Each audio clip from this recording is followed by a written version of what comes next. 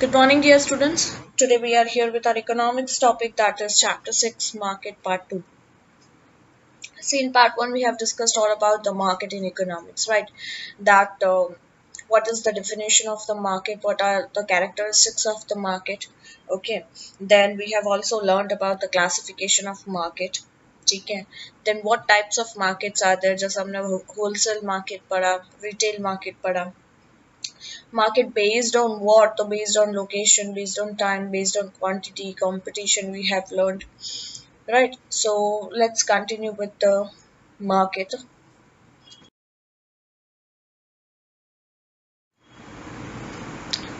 Highlight points. Perfect competition mark definition. Yes, last में हमने एक टेबल देखा था, एक चार्ट देखा था इन पार्ट 1, राइट, जिसमें मार्केट को डिफाइन किया गया था into two ways. One is a perfect competition market, other is imperfect competition market. ठीक है, और उसके बाद हम परफेक्ट कंपटीशन आज हम डिटेल में पढ़ेंगे. परफेक्ट कंपटीशन क्या है, उसकी डेफिनेशन क्या है, उसके कैरेक्टरिस्टिक्स क्या है.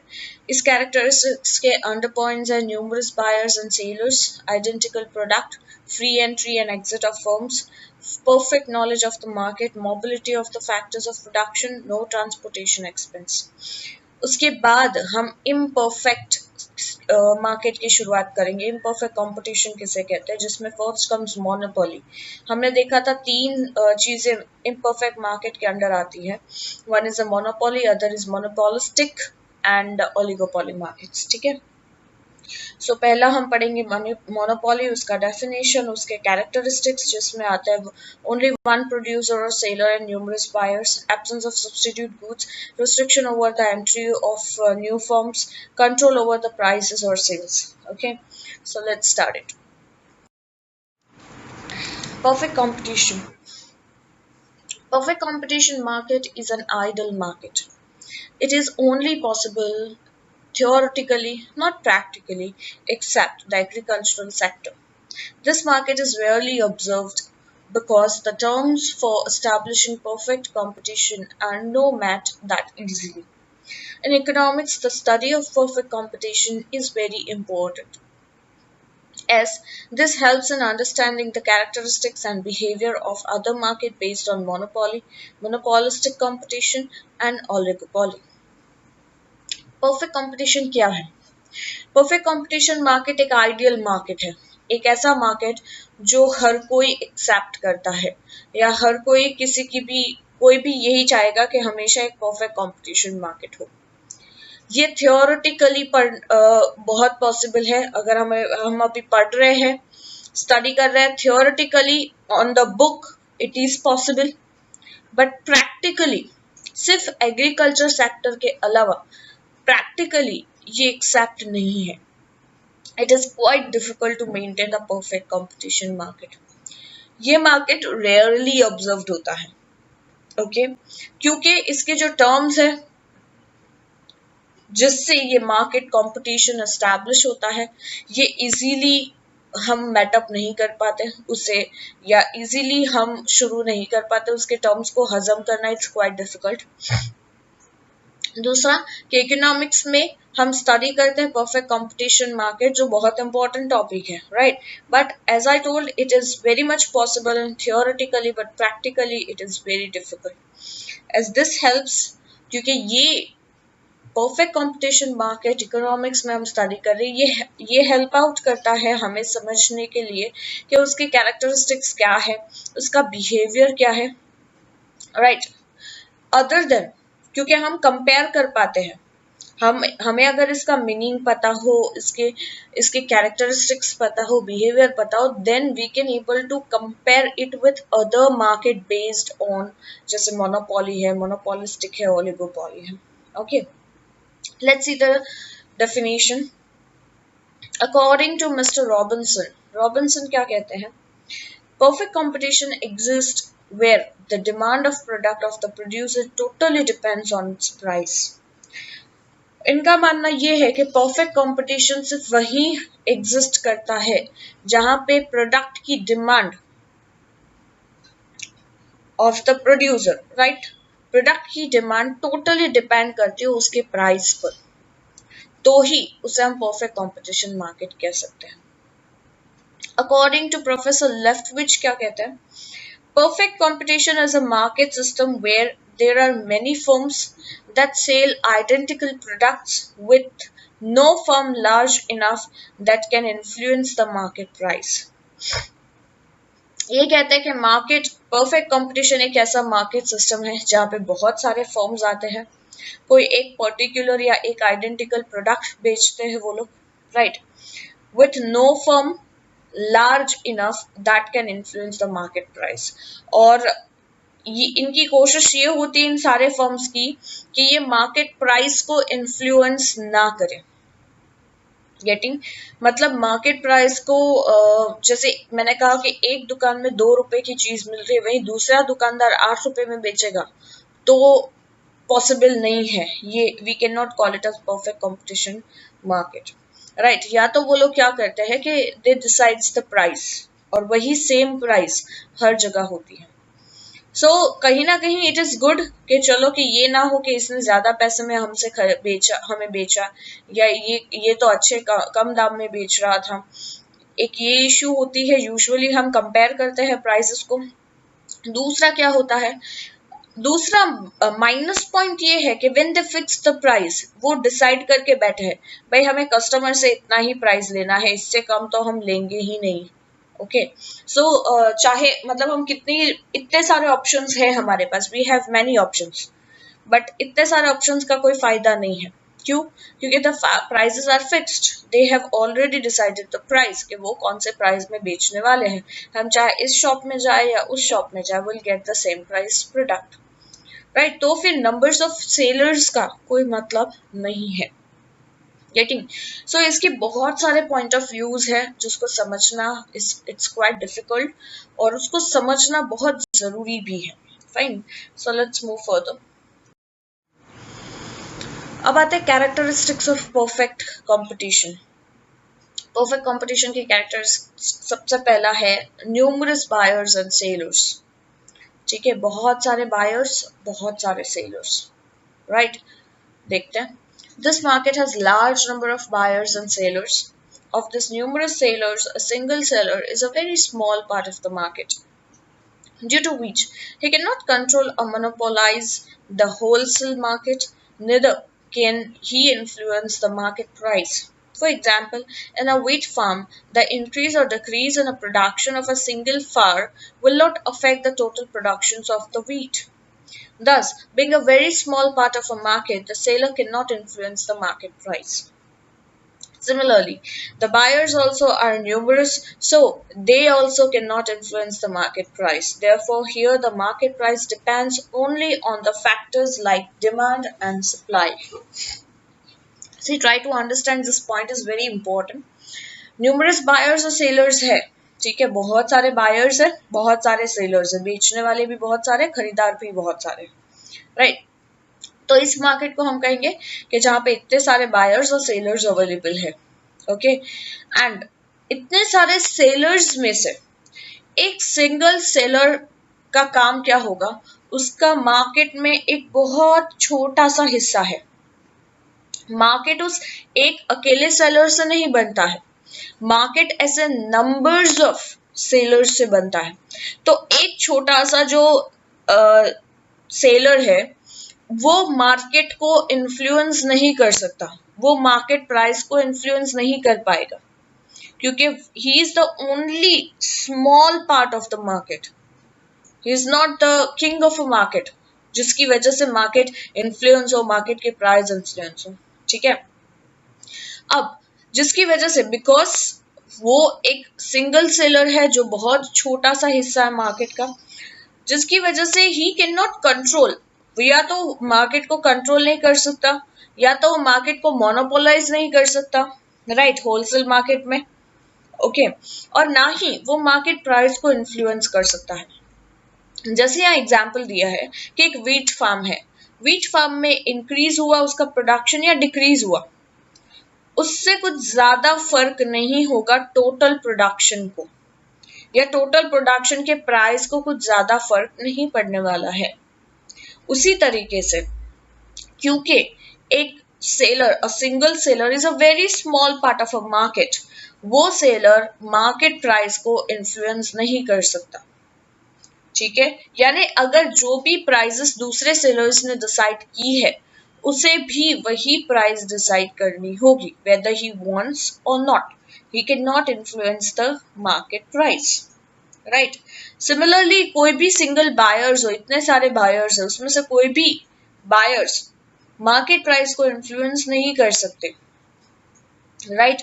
तो मार्केट प्राइस यहाँ पे कंप्लीटली किस पर डिपेंड है?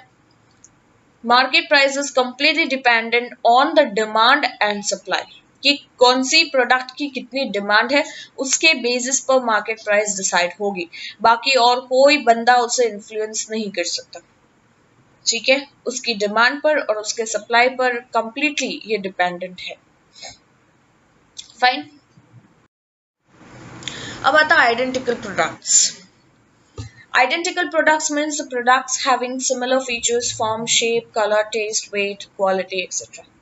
The products being similar in major aspects are referred to as identical or similar products. Therefore, they can be taken as a substitute of each other. In this market, the products being identical, the producers or sellers cannot set different prices on the identical products, as the buyers are not ready to pay different prices for the products having similar characters and quality. Yes, of course. Identical product यानी जो product same है, जिसका feature, form, shape, color, taste, weight, quality and many more things, वो सब कुछ same हो, similar feature हो, right? जैसे कोई भी चीज के दो brands ले लो. Let's take tea, right. Tea के कोई भी दो ब्रांड्स आप उठा लो, राइट. एक वाघ बकरी ले लेते हैं, दूसरे रेड लेबल ले लो, है तो वो चाय की पत्ती, right. The product is identical, सिर्फ brand is different. Okay, so we can even call it that is a substitute of each other. इसको हम सब्स्टिट्यूट के तौर पे भी ले सकते हैं कि ये दोनों एक दूसरे के सब्स्टिट्यूट में है, राइट. बट अब मार्केट में ये आइडेंटिकल प्रोडक्ट जो है, जो प्रोडक्ट्स आइडेंटिकल है, प्रोड्यूसर्स या सेलर्स उसके डिफरेंट प्राइस नहीं रख सकता. क्यों? क्योंकि बायर्स कभी रेडी नहीं होगा सेम प्रोडक्ट के अलग प्राइस देने के लिए. नो, क्योंकि उसकी कैरेक्टर, उसकी क्वालिटी सब कुछ सेम है, बट प्राइस डिफरेंट है. तो ऑब्वियस है अगर वो प्राइस डिफरेंट रखता भी है तो वो कम प्राइस वाला ही शायद वो ले. गेटिंग. सो आइडेंटिकल प्रोडक्ट परफेक्ट कंपटीशन में इस तरीके से वर्कआउट करता है. Next comes free entry and exit of the firms. यहाँ कोई पाबंदी नहीं होगी, आप जब चाहे मार्केट में आ सकते हो सेलिंग एज अ सेलर बन के. There is no restriction, right. आप जब चाहे मार्केट से जा सकते हो, आपको कोई रोक नहीं सकता, right. So here there is no restrictions on the entry and exit of the firms. When the firms are gaining abnormal profits, newer firms are free to enter the market, and similarly, when the firms are suffering the abnormal losses, they are free to exit the market. Right? अब एक तो कोई restriction नहीं है, जिसको जब आना है वो आके अपना काम कर सकता है, जिसको जब जाना है वो जा सकता है. अगर ऐसा लगे कि कोई भी एक फर्म है वो अब नॉर्मल प्रॉफिट्स कमा ही रही है, राइट. अब किसी और बिजनेसमैन को, किसी और सेलर को पता चला कि इस प्रोडक्ट में ये अकेला बंदा काफी कमा रहा है, अगर मैं भी वहां अपना सेल शुरू कर दूं, राइट, तो मैं भी काफी हद तक कमा सकता हूं. तो उसके कॉम्पिटिटर के बेस में एक न्यूअर फर्म आया, उसने एंट्री ली, तो वो पुराना वाला उसे रोक नहीं सकता उसके फर्म को, राइट. हुआ क्या? कंपटीशन बढ़ गया, जो शायद पहले नहीं थी, अब कंपटीशन हो गया. अब शायद किसी फर्म को किसी वजह से लॉस हो रहा है, तो वो चाहे तो वो मार्केट को छोड़ के जा भी सकता है. It's completely the decisions of the seller. Okay. The free entry and exit of the firms is seen for a temporary time period, right. ये जो फ्री एंट्री या एग्जिट है, ये हमेशा एक टेम्पररी टाइम पीरियड के लिए होती है. For a very short time, the firms enters in the market, being attracted by the profits, and exist from the market suffering losses. बहुत short time period के लिए दूसरे firms के देखा देखी में बहुत सारे firms enter करते हैं, ये सोच के कि बहुत ज्यादा profit मिलेगा. मिलता है तो ठीक है, बट बहुत बार क्या होता है कि they suffers losses and they move on, वो एग्जिट भी ले लेते हैं. सो बाय अट्रैक्टेड प्रॉफिट से अट्रैक्ट होके वो एंटर होते हैं, but losses suffering from the losses they exit. But for a longer time period, if the market in the situation of normal profits, there is less movements of firms. But longer time period के लिए देखो, अगर market ठीक ठाक चल रहा है, एक normal profit के situation में चल रहा है, there is no hike. See, कभी भी over profit हो रहा है, that means कि उसमें correction आने वाला है. Try to understand that. ठीक है, कि कोई भी ओवर प्रॉफिट कमा रहा है तो there must be some correction आएगा ही आएगा बहुत जल्द. बट एक नॉर्मल प्रॉफिट पे सिचुएशन जा रही है, मार्केट अच्छा सा शांति से कमा रहा है लॉन्गर पीरियड में, तो वहां पे फर्म्स की मूवमेंट, फर्म्स का आना या जाना बहुत कम होगा, मूवमेंट कम होगी. Because when the industry reaches at a normal profit, there no attraction to gain higher profits. जब इंडस्ट्री को प्रॉफिट मिल रहा है, एक नॉर्मल प्रॉफिट जितना उसे चाहिए उतना मिल रहा है, तो फिर उसका एक क्या कहते हैं कि वो लालच नहीं होती कि वो ज्यादा प्रॉफिट कमाए, क्योंकि ज्यादा प्रॉफिट के चक्कर में बहुत बार क्या होता है कि मार्केट में से फर्म्स बाहर हो जाती है कंप्लीटली. गेटिंग, क्योंकि शॉर्ट टर्म पीरियड के लिए अगर हम सोचते तो हमें लगता है कि नहीं हमें ज्यादा प्रॉफिट चाहिए तो हमें कुछ करना चाहिए, लेकिन when we talk about a long term profit और लॉन्ग टर्म पीरियड के बारे में जब हम सोचते हैं, और वो भी एक इंडस्ट्री चलानी है हमें, तो हमें पता होना चाहिए कि हमें नॉर्मल प्रॉफिट पे ही चलानी है, तो ही हमारा प्रोडक्ट ज्यादा टाइम तक मार्केट में टिका रहेगा. अदरवाइज शॉर्ट टर्म में हम ज्यादा प्राइसिंग करेंगे, ओवर प्रॉफिट के लिए, तो वो प्रोडक्ट ज्यादा टाइम तक नहीं बिकेगा. तो क्या होगा कि क्वांटिटी कम हो जाएगी प्रोडक्ट की. तो अगर हम कैलकुलेट करेंगे तो it would be same, shorter period और लॉन्गर पीरियड में हम जो कमा रहे हैं वो शायद सेम ही रहेगा, बट शॉर्टर पीरियड का लॉस ये होगा कि हम मार्केट में ज्यादा टाइम तक टिक नहीं पाएंगे. And in case of normal profits, the firms don't exit the market as they are not suffering any losses. तो shorter profit के normal profit अगर चल रहा है तो firms बहुत कम होगी जो मार्केट से एग्जिट लेंगे, बिकॉज वो कोई टाइप का लॉस सफर नहीं कर रहे हैं. ठीक है, next comes perfect knowledge of the market. ये तो टॉपिक हमने आगे भी पढ़ा कि मार्केट का नॉलेज होना इट्स वेरी इंपॉर्टेंट, कि मार्केट में कौन से कितने सेलर्स है, कोई भी पर्टिकुलर प्रोडक्ट के कितने बायर्स हैं, कौन से प्रोडक्ट की डिमांड ज्यादा है, प्राइस क्या है, ये सारी इंफॉर्मेशन होना ये बहुत जरूरी है. तो producers, buyers, sailors have the complete knowledge of the market, including product availability, product price, etc. जितने भी प्रोड्यूसर्स हैं, बायर्स हैं, ये सब मार्केट को बनाने वाले लोग हैं. Producer, buyers, sellers. ठीक है, these are three peoples who makes market. Market इनकी वजह से चलता है. इनके पास एक कंप्लीट नॉलेज होता है मार्केट का, मार्केट में कौन सा प्रोडक्ट अवेलेबल है, प्रोडक्ट की प्राइस क्या है, everything. The producers or sailors are in knowledge of the price at which the other producers or sailors are selling the product.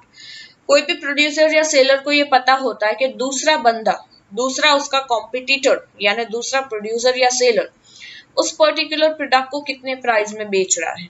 तो इस प्रोड्यूसर या सेलर की कोशिश ये होगी कि उसके प्रोडक्ट की जो भी प्राइस है उससे अगर मैं ₹1 भी या आधा रुपये भी प्राइस कम रखूं तो मेरा सेलिंग बढ़ सकता है.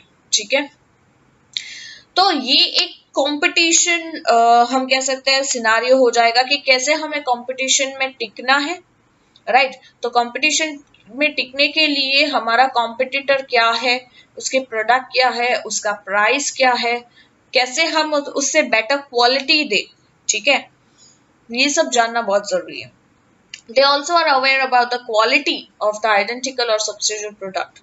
कौन सा प्रोडक्ट कैसी क्वालिटी है, अगर हम उससे बेटर क्वालिटी देंगे तो शायद हमारी सेलिंग बढ़ सकती है. ये भी एक कैलकुलेशन होना चाहिए. Thus, in this market, a seller cannot charge different prices for the identical product. इस मार्केट में कोई भी सेलर आइडेंटिकल प्रोडक्ट के ज्यादा प्राइस चार्ज नहीं कर सकता. The buyers also know the price of the market. अब सामने ऐसा नहीं है कि सिर्फ प्रोड्यूसर्स और सेलर्स को ही नॉलेज है, बायर्स को भी पता है, बायर्स भी प्राइस कंपेयर करके आया है, बायर्स को भी पता है कि ऑलमोस्ट अराउंड कौन से प्राइस में उसे कौन सा प्रोडक्ट और कैसी क्वालिटी में मिलेगा, और कौन से प्रोडक्ट कौन से ब्रांड की कैसी क्वालिटी है, बायर्स को सारा नॉलेज होता है। तो बायर्स को भी पता है कि प्रोडक्ट की प्राइस क्या है, उसकी क्वालिटी क्या है, right, so that the seller can not demand different prices from them. तो कहीं ना कहीं बायर्स लूटे ना जाए, कस्टमर डिससेटिस्फैक्शन ना हो, राइट, और कस्टमर को लूटा ना जाए, इसलिए वो पहले से ये नॉलेज रखते हैं, और सेलर भी उन्हें लूटने की कोशिश भी नहीं कर सकते, राइट, क्योंकि सेलर यहाँ पे, क्योंकि उनको अगर नॉलेज है बायर्स को प्रोडक्ट की, तो सेलर्स उन्हें डिफरेंट प्राइस में उसे बेचेंगे नहीं। Thus, in a perfect competition, the buyers, sellers, and the producers are aware of the prices and the quality of the products, due to which the market was perfectly elastic demand curve. तो perfect competition में buyer, sellers और producers सबको ये awareness होती है कि product की price क्या है, उसकी क्वालिटी क्या है, एंड एवरीथिंग, तीनों के पास ये नॉलेज होता है, जिसकी वजह से मार्केट हमेशा एक परफेक्टली इलास्टिक डिमांड कर्व में चलता है, ठीक है। Next characteristics is mobility of factors of production. Mobility यानी मूवमेंट, ठीक है, और मोबिलिटी यानी कितनी हद तक इसमें मूवमेंट या मोशंस आते हैं। The four factors of productions, namely land, capital, labor, entrepreneur, are dynamic and mobile in physical, right? ये जो land, labor, capital और entrepreneur, ये जो चार factor of production है, ये हमें पता है factor of production क्या है, ठीक है। ये बहुत ही ज्यादा डायनामिक और मोबाइल है physically. Professional and usage point of view, अब इसको समझने की कोशिश करो। Dynamic, mobile in physical, professional और usage point of view. Usage point of view यानी कि ये चारों चीजें, right, land, capital, labour, entrepreneur, ये किसी भी फर्म को एस्टैब्लिश करने के पॉइंट ऑफ व्यू से, या इसको अगर कंप्लीट यूज करेंगे तो we can able to produce a product. Professional ये रहना बहुत जरूरी है, right. Dynamic and mobile in physical यानी मोबाइल यानी मोबिलिटी बहुत ज्यादा है इसकी, right.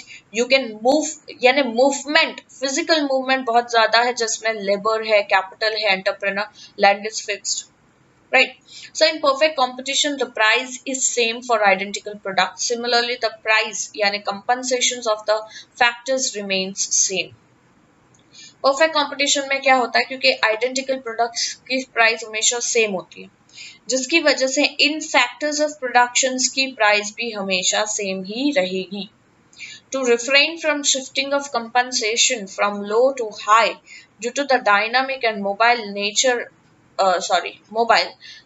the production equipment, the firms are uniformly compensated.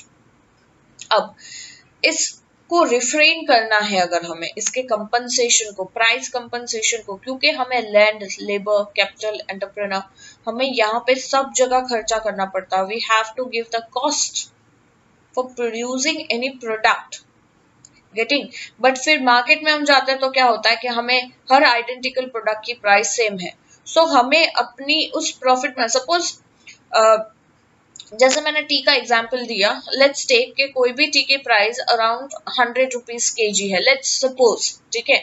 सो जो एक फर्म है उसे पता है कि भाई वहां मार्केट में तो 100 रुपए किलो में ही हमें बेचना है, फिर हमारा कॉस्ट ऑफ प्रोडक्शन भले 110 हो, गेटिंग, या हमारा कॉस्ट ऑफ प्रोडक्शन भले 80 हो, राइट, बट हमें लैंड, कैपिटल, लेबर, एंटरप्रेन्योर, ये सारा खर्चा निकाल के हमें अपना प्रॉफिट निकालना है। तो हमें पता होना चाहिए कि हमें अपना कॉस्ट कैसे रिड्यूस करना है, उसे कैसे कंपनसेट करना है, लो टू हाई, राइट, क्योंकि एक ये डायनामिक है, दूसरा मोबाइल है, दूसरा प्रोडक्शन इक्विपमेंट नेचर कैसा है, right, that is firms are uniformly compensated, तो फर्म्स को यूनिफॉर्मली कंपनसेट करना पड़ेगा, ओके।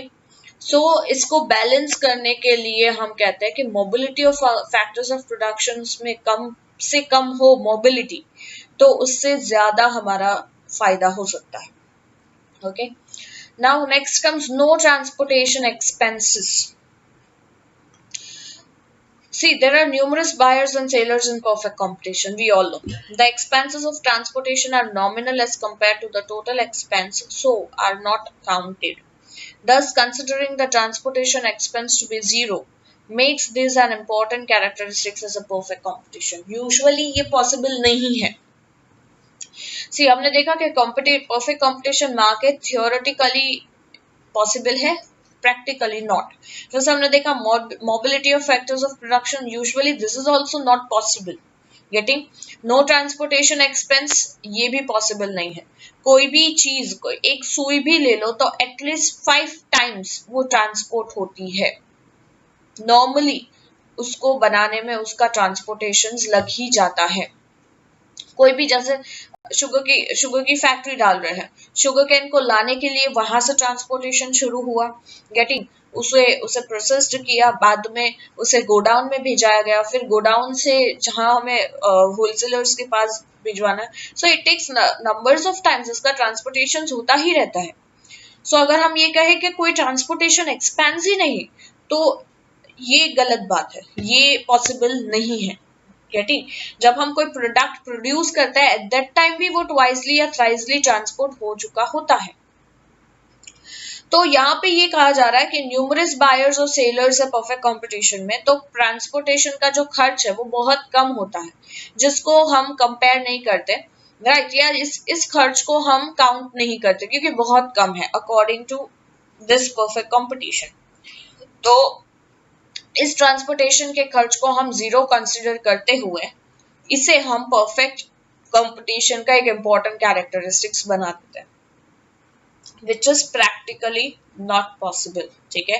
थियोरेटिकली एक्सेप्टेबल है कि ठीक है चलो थियोरेटिकली ओके, बट प्रैक्टिकली ये पॉसिबल नहीं होता. ओके. चलो यहाँ पे हमारे कैरेक्टरिस्टिक्स कंप्लीट होते हैं परफेक्ट कंपटीशन मार्केट के. अब आता है मोनोपोली. Let's see monopoly क्या है. The economists consider the perfect market and monopoly are two completely opposite theories. क्योंकि monopoly comes or lies under imperfect market. ठीक है. तो इकोनॉमिस्ट ऑब्वियस है कि परफेक्ट मार्केट और मोनोपोली को दो अपोजिट थ्योरीज में ही गिनेंगे. ठीक है. Monopoly is an imaginary concept. ये एक इमेजिनरी कॉन्सेप्ट है. The monopoly observed is in reality imperfect monopoly. अगर monopoly को observe करना है तो reality में हम इसको imperfect monopoly में डालेंगे.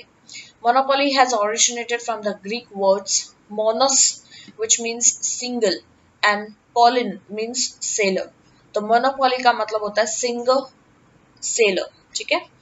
No monopoly means so monopoly means the market having one seller.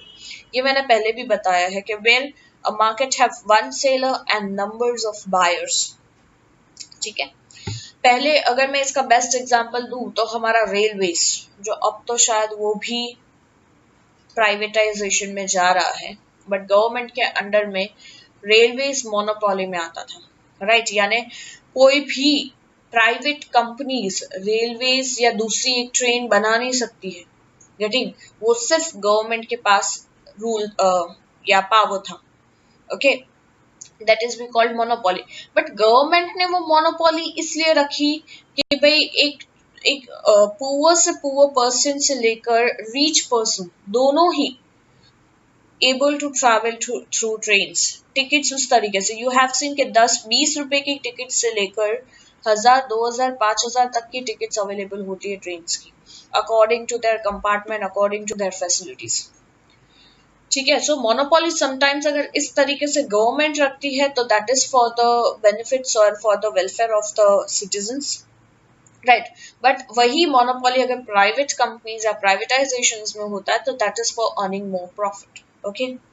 Let's see monopoly definitions क्या है.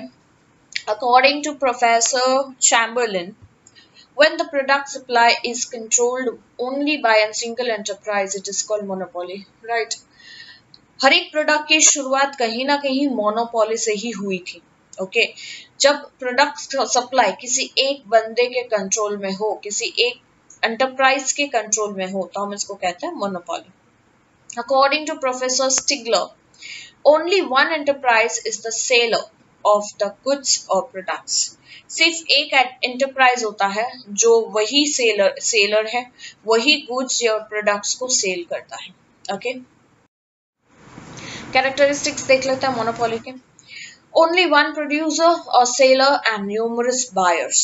See, यहाँ का अगर हम डिसएडवांटेज देखें, एडवांटेज तो मैंने एक आपको समझाया कि if it is under government तो मोनोपोली एक एडवांटेज की तरह ली जा सकती है, but if it is under privatisation या किसी प्राइवेट कंपनीज के अंडर में मोनोपोली हो, अगर या तो वो मोनोपोली करता है तो वो बहुत तरीके से मिसयूज कर सकता है, कस्टमर को लूटा जा सकता है, right.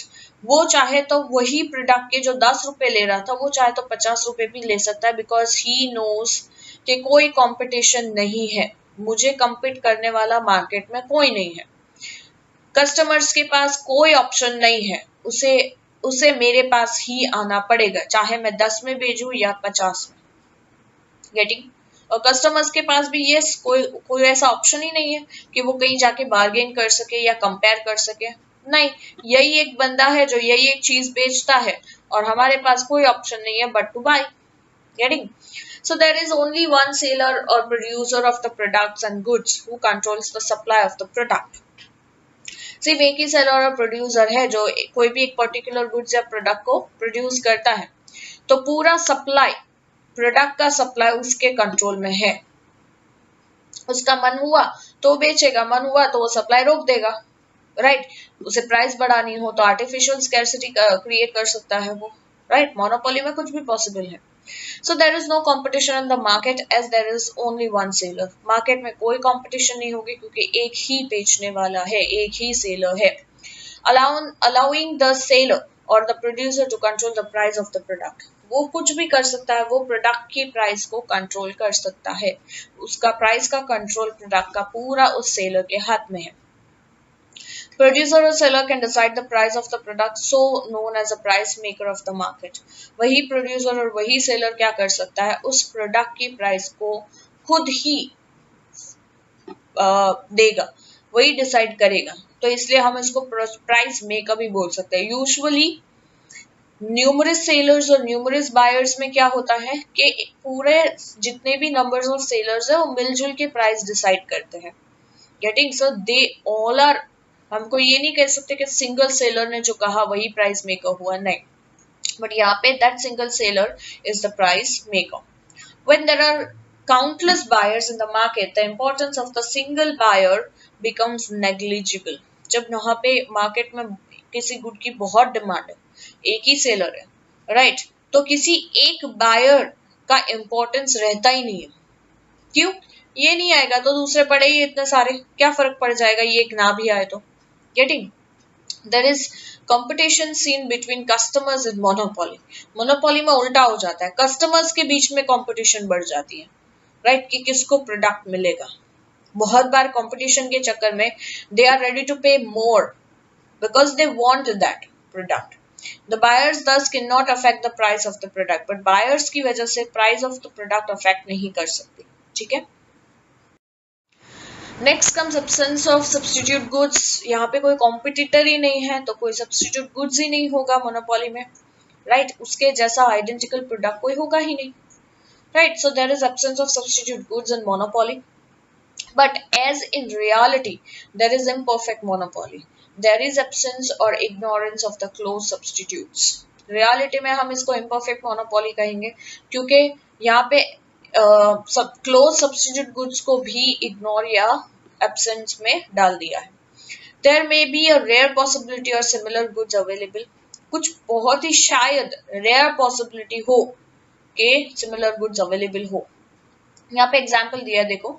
If while buying a railway ticket from a specific company for a specific time to a specific location, the ticket is unavailable, then there is no possibility of having a similar or substitute ticket to the location.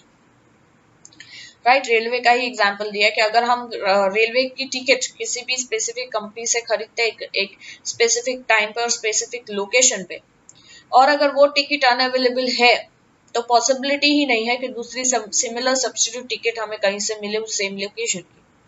But one can try those possibility to traveling by airplane on the same time to the same location. चलो भाई railway की तो available नहीं है, but we do have another options. हम by road जा सकते हैं, राइट हम बाय एयरवेज जा सकते हैं. सो पॉसिबिलिटी ये हो जाती है कि भाई हमें रेलवे की टिकट्स तो नहीं मिल रही है, तो हम एयरप्लेन की टिकट्स ले सकते हैं for the same location. Getting. तो क्लोज सब्स्टिट्यूट होने के चांसेस है, but it's also depend on the customers as well. Okay, so our lecture gets end here. हमने मार्केट के बारे में बहुत कुछ पढ़ा. हमने परफेक्ट मार्केट के बारे में आज डिस्कस किया. We have discussed the first topic of imperfect market, that is monopoly, right. The further will discuss in the next part. Hope you understood this chapter, sorry, this topic or this part well. Up till bye bye, take care all of you.